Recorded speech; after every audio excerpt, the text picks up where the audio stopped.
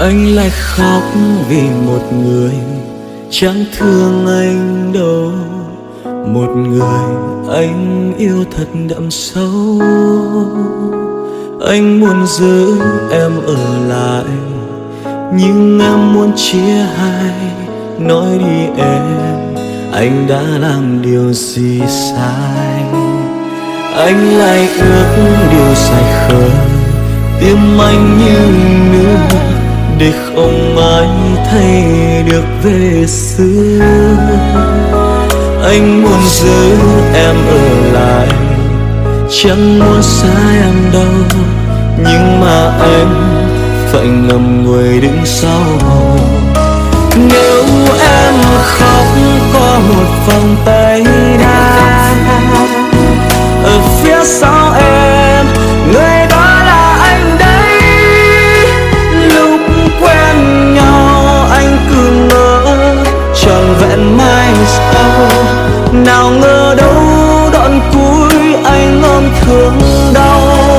Em đâu biết lúc mà người buông tay ra, cảm giác chia xa tự nhiên chợt vây lấy. Nếu như anh được trở lại ai mai sau, anh sẽ nhắc tên em thật đấy, chẳng ai đâu.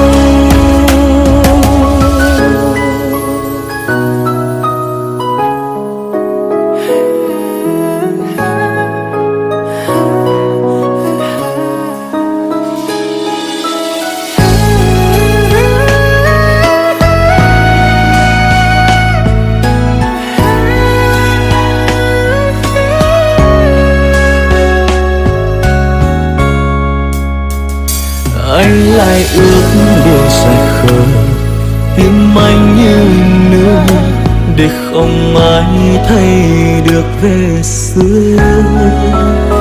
Anh muốn giữ em ở lại, chẳng muốn xa em đâu, nhưng mà anh phải ngậm ngùi đứng sau. Nếu em khóc có một vòng tay ở phía sau em, người đó là anh đấy. Lúc quen nhau anh cứ ngỡ trọn vẹn mai sau, nào ngờ đâu đoạn cuối anh ôm thương đau. Em đâu biết lúc mà người buông tay ra, cảm giác chia xa tự nhiên chợt vây lấy.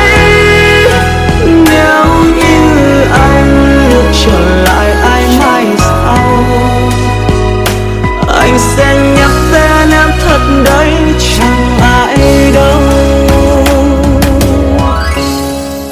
Nếu em khóc có một vòng tay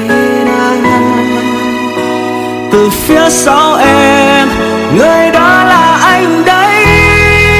Lúc quen nhau anh cứ ngỡ trọn vẹn mai sau, nào ngờ đâu đoạn cuối anh ôm thương đau. Em đâu biết lúc mà người buông tay ra, cảm giác chia xa tự nhiên chợt vây lấy. Nếu như anh được trở lại ai mai sau, anh sẽ nhắc tên em thật đấy, chẳng ai đâu. Anh sẽ nhớ